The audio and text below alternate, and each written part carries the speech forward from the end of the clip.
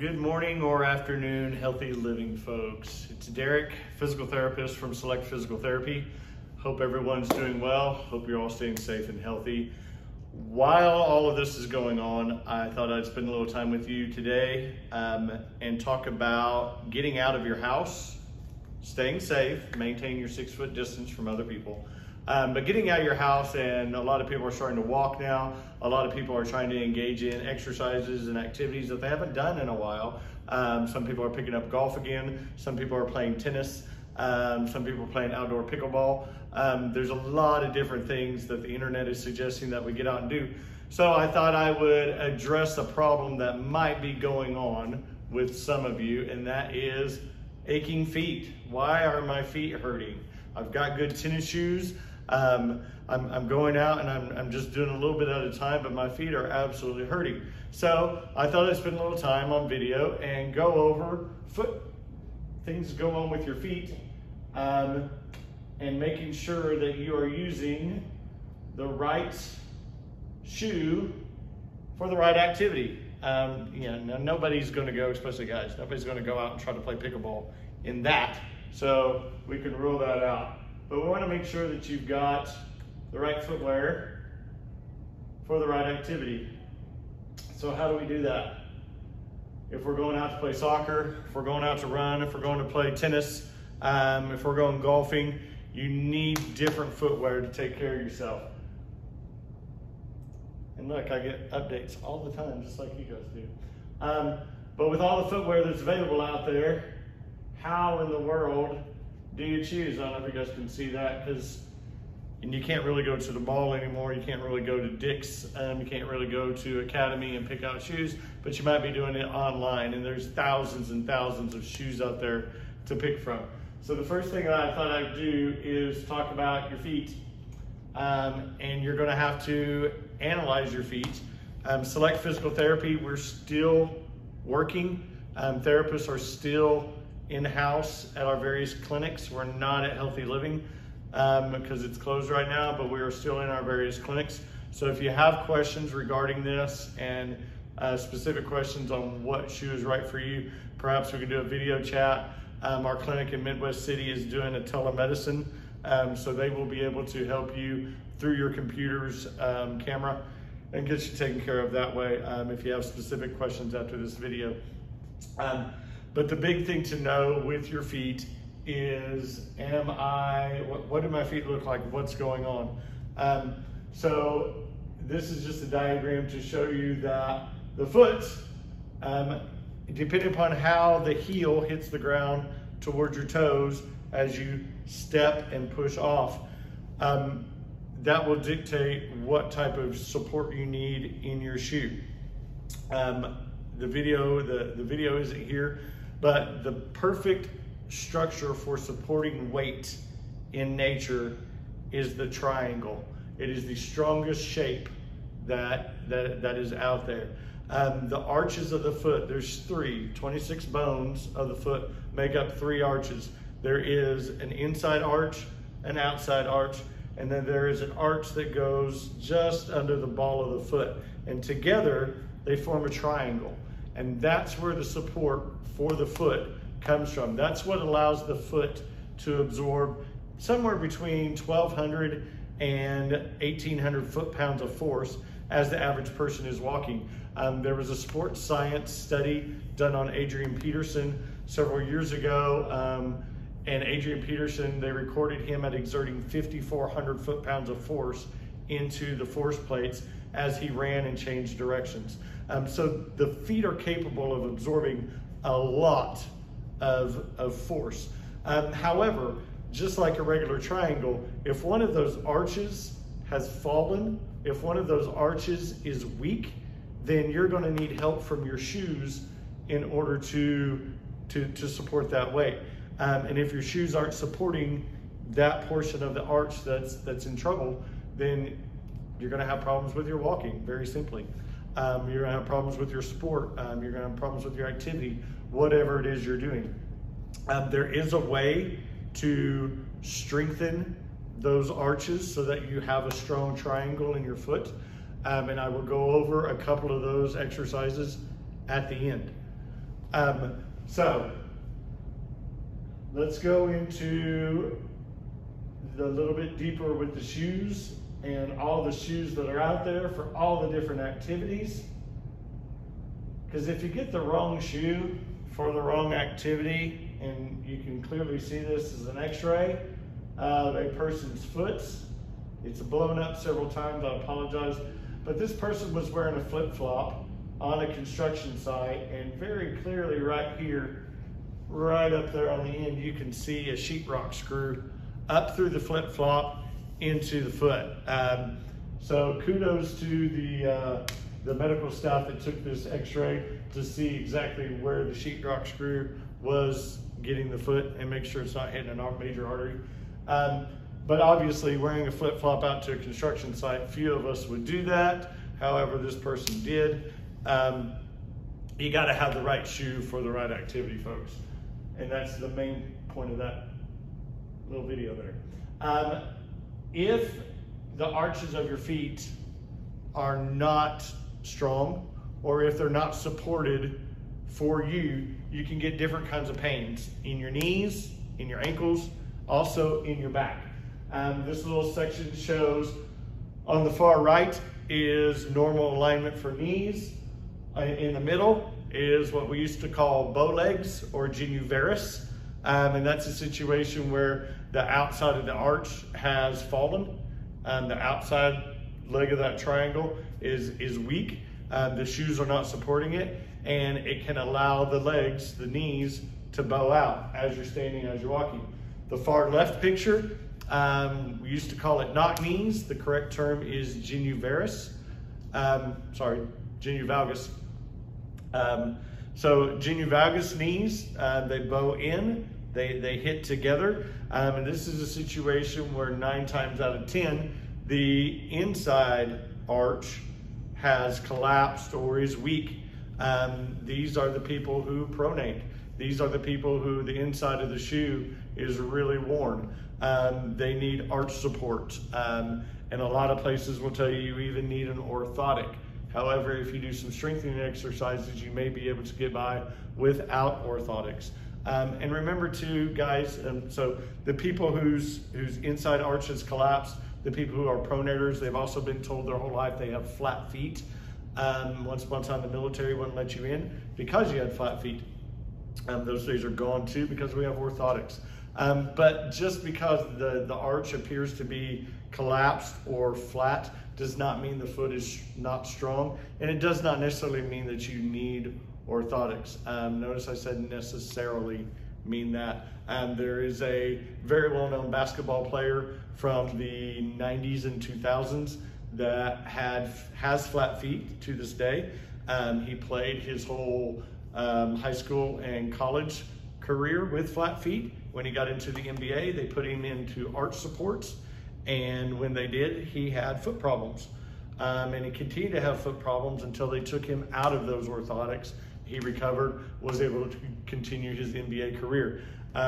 If you call my office, 753-9064, you want to know who that NBA player was, LaToya will be able to tell you, or Jake or myself. So, but we're not going to talk about that on video right now.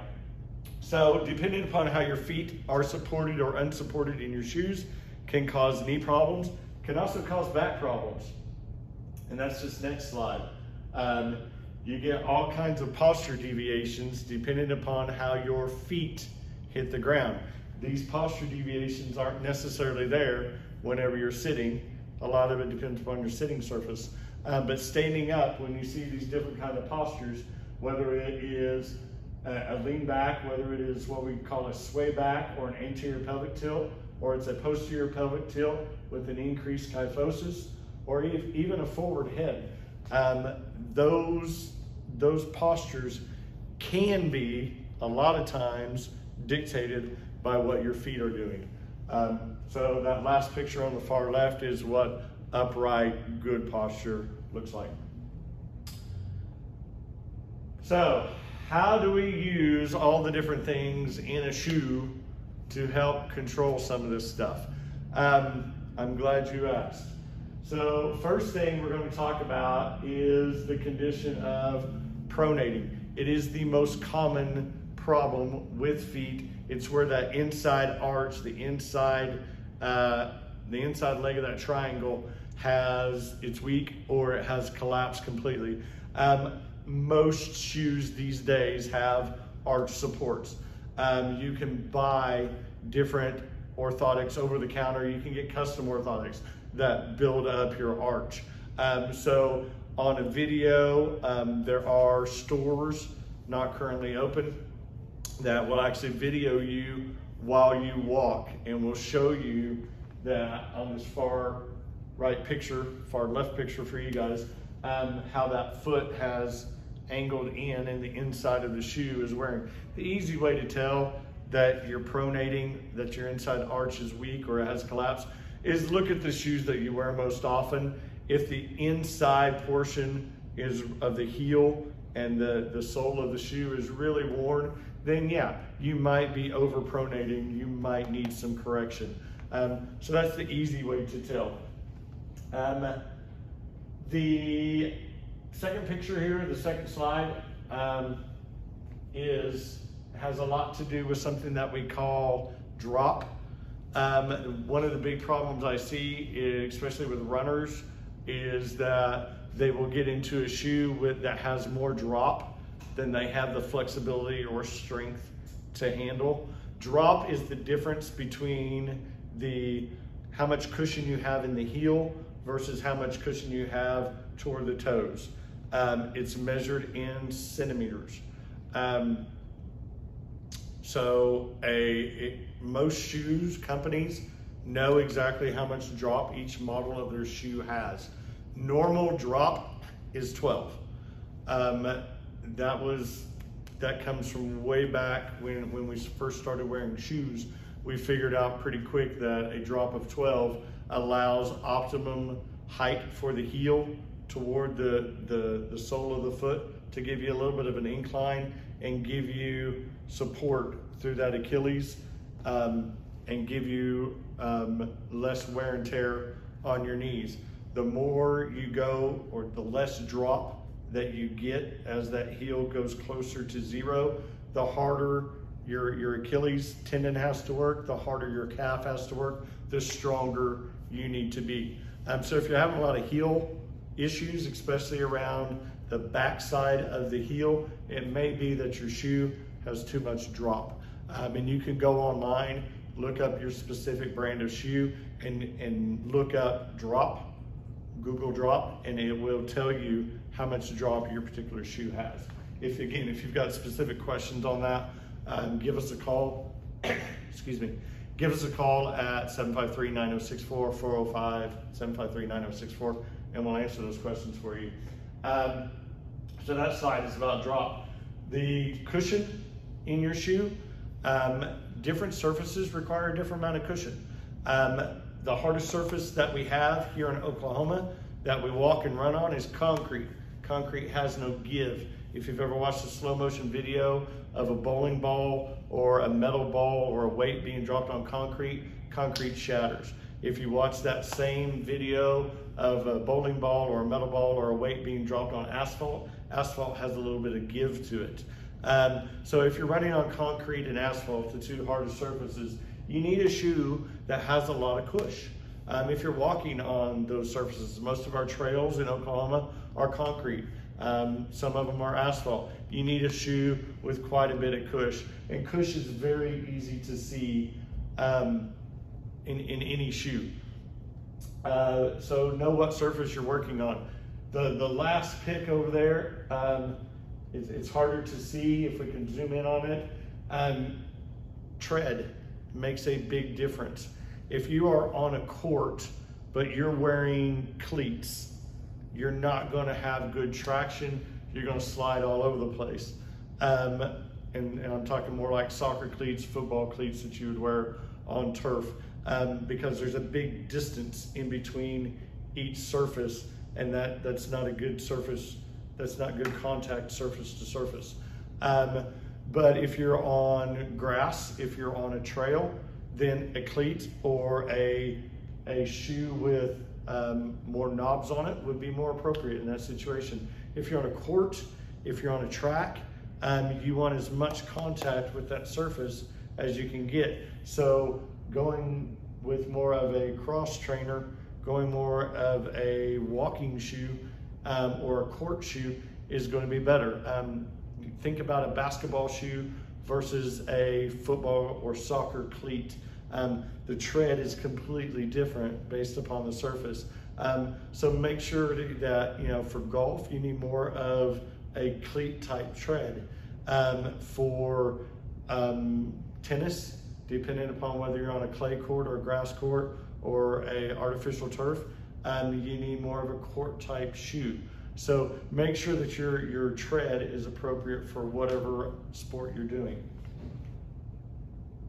And finally, you can't see that picture, but I told you that if one of the arches of your triangle is weak or fallen, you do have the opportunity to strengthen that. So that's what I want to go over now with two main exercises.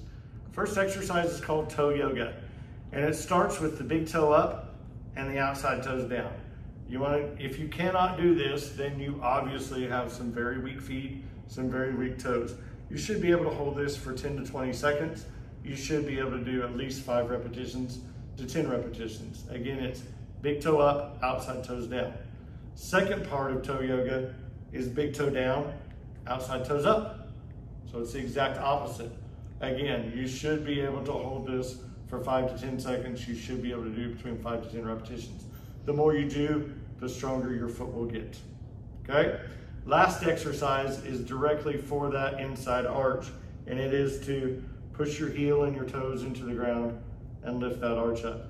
Again, you should be able to do this for 5 to 10 seconds. You should be able to do 5 to 10 repetitions. And doing this 2 to 3 times a day, even in your shoes, will get that foot stronger and will allow you to have more flexibility, more freedom with what shoes you wear, whether you're out walking around trails, you're walking around your home, or you're trying to get outside and try a new sport, a new activity. So again, I'm Derrick from Select Physical Therapy, and that is my little quick talk on shoes and feet. Thank y'all very much. Stay safe.